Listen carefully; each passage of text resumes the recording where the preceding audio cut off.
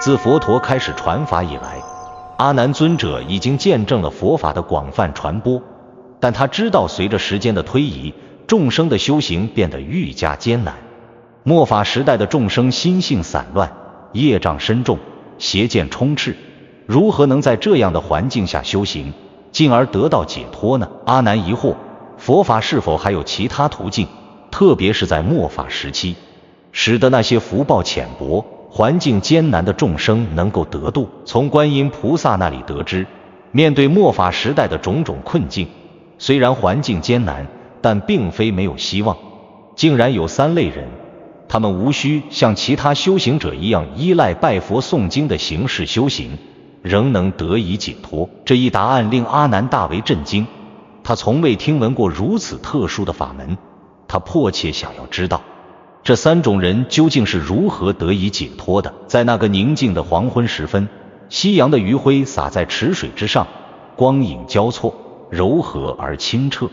观世音菩萨坐于莲台之上，白衣飘飘，宝相庄严，周围氤氲着祥和的气息。阿难见状，便心生敬仰，立即合掌行礼。菩萨慈悲，观世音菩萨睁开眼睛，温和的目光仿佛春风吹拂大地，带着深切的悲悯与关怀。阿难，你有何疑问？请说无妨。阿难深吸一口气，平静了下心中的激动，接着缓缓道：菩萨，我常思虑一个问题。佛陀曾讲过，佛法分为3时：正法、相法和末法。正法时期1000年，相法时期1000年，而末法时期将持续万年。我们现在正处于正法时期，众生的修行较为容易，但当末法时期来临时，众生的业障深重，邪见盛行，修行的难度更大。此时众生能否更容易解脱？是否有特别的法门可以帮助末法时期的众生脱离苦海？观世音菩萨沉思片刻，眼神中闪烁着深远的慈悲。阿难，你所问的是一个非常重要的问题。末法时代确实艰难，那是众生福报浅薄，很多邪师错乱的传法，正法几乎难以寻觅。许多人即使一心拜佛诵经，却未必能得正果，修行依然艰难。阿难听后心生忧虑，忍不住问道：那么，难道在末法时期，许多众生都无法解脱了吗？观世音菩萨微微一笑，目光平和，佛法无边，众生皆有佛性。在末法时期，虽然修行的难度加大，但解脱的路永远不会完全关闭。他继续说道：末法时期的修行与正法时期相比，确实存在很大的不同。在正法时期，修行者只要依教奉行，精进不懈，就能获得解脱。而在末法时期，众生的心性往往散乱，外部环境复杂多变，如果仅仅依靠形式上的拜佛诵经，往往难以得到真正的果报。观世音菩萨看向远方，仿佛已经看到末法时代的种种景象，他缓缓说道：末法时期，外在的形式虽然变得越来越重要，但内心的修持却常常被忽略。许多人在建造宏伟的寺庙，铸造巨大的佛像时，却忘记了佛法的真正意义。很多人每日拜佛念经，口中虽不断念诵佛号，但他们的心却远离了佛法的真谛。这样的修行实则无益。阿难恍然大悟，点头说道：我明白了。菩萨是说，在末法时代，修行应当注重内心的修持，而非单纯依赖外在形式。观世音菩萨轻轻点头，继续道：不仅如此，在末法时代，3业不净者众多，持戒清净者却少之又少。许多出家人虽然穿着袈裟，但行世俗之事，缺乏真正的修行。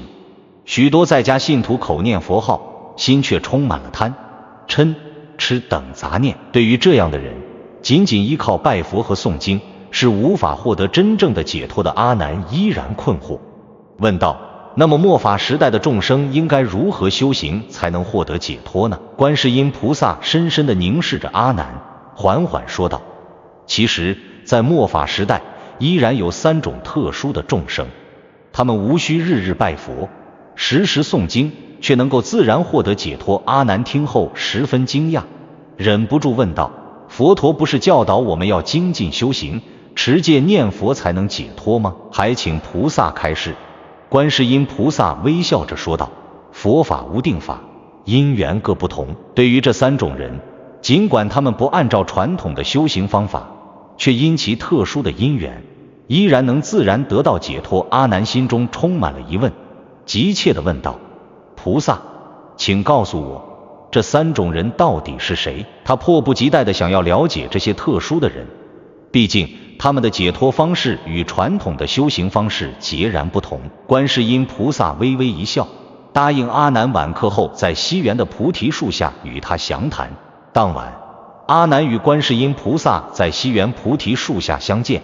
夜空中星光闪烁，菩提树下风清花香。观世音菩萨坐在树下，安静地注视着阿难，缓缓开口：阿难，末法时代虽然充满了混乱，许多人会因此偏离正道，迷失方向，但仍有三类特殊的众生，他们不需要每日拜佛诵经，却能获得解脱。阿难双手合十，恭敬地问道：菩萨慈悲，能否告知这三种人是什么样的福缘，能得到如此殊胜的法门？观世音菩萨眼中闪过一丝光芒，这些人并非普通的修行者，他们的因缘非同寻常。菩萨缓缓说道：第一种人是心无挂碍者，他们心静如明镜，虽然不拜佛不诵经，但他们心灵清明，不受世俗干扰，行事淡定自如。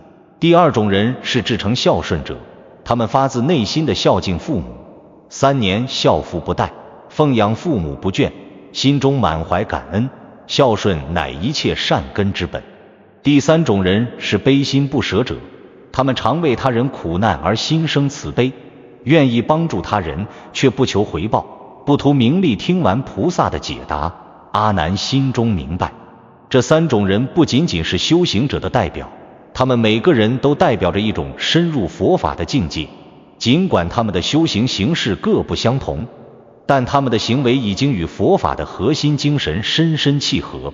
此时阿难深受感动，心中充满了对佛法的深刻理解。他知道佛法并非只有一种修行路径，每个人都能根据自身的因缘与条件找到适合自己的解脱之路。观世音菩萨继续解释道：这三种人看似与传统的修行方式不同，实际上他们的内心与行为早已与佛法的核心原则相通。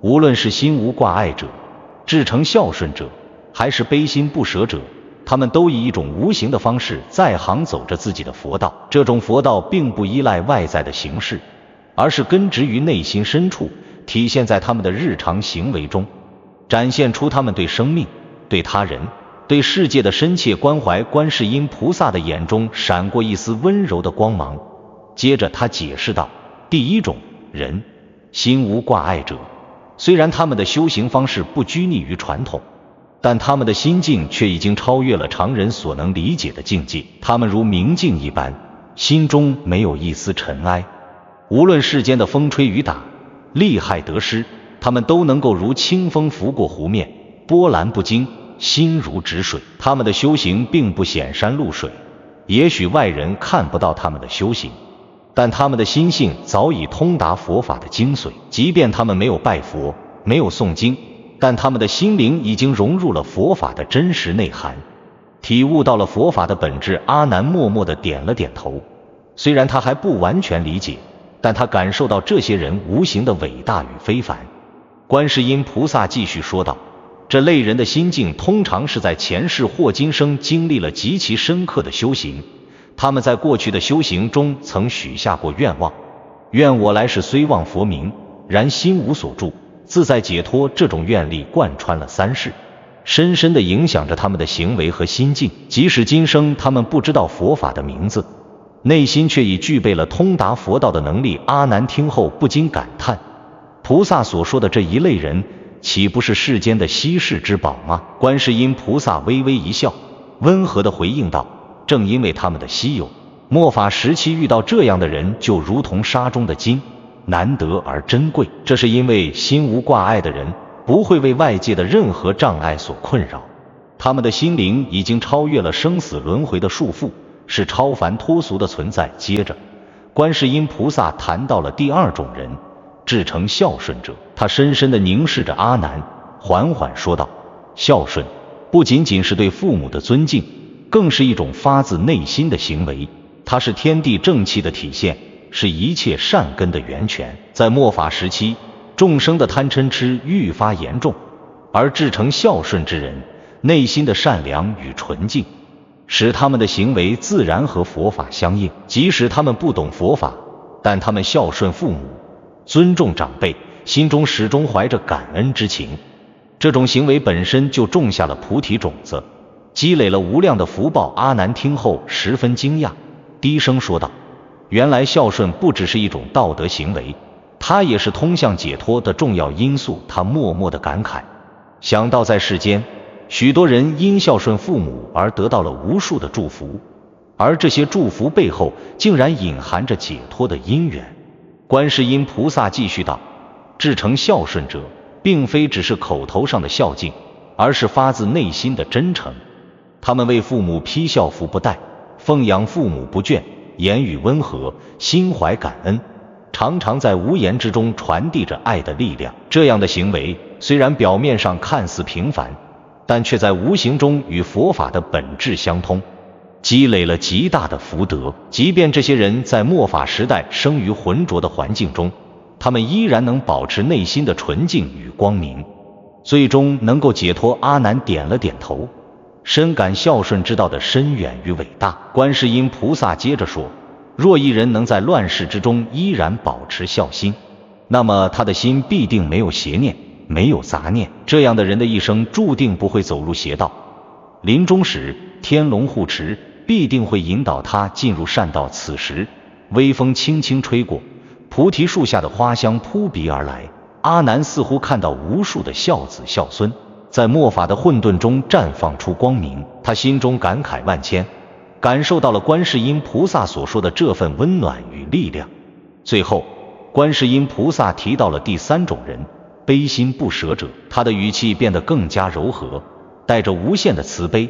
这类人常常心系众生的苦难，一见到他人的痛苦，便心如刀割，急切想要救助他们。无论是施食给饥饿的人，还是为寒冷的人送衣，或者是给予他人一句安慰的话语，悲心不舍者的行为虽然看似微不足道，但却是在行无相布施。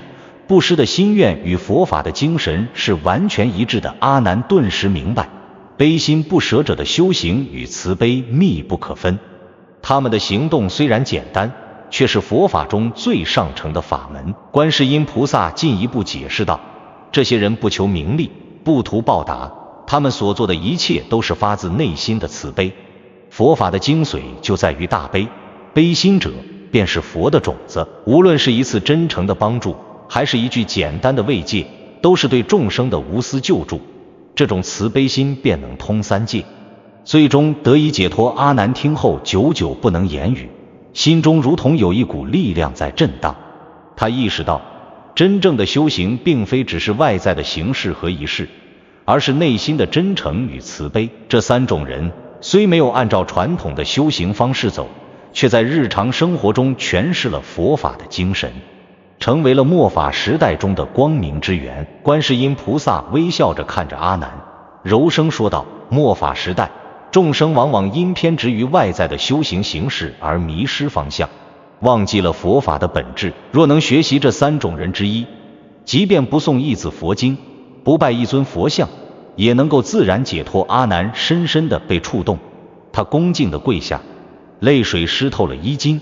弟子今日所闻，圣修100年，他感到一种从未有过的力量与信心，仿佛打开了一扇通往解脱的门。观世音菩萨轻轻扶起阿难，目光温柔如月光洒落。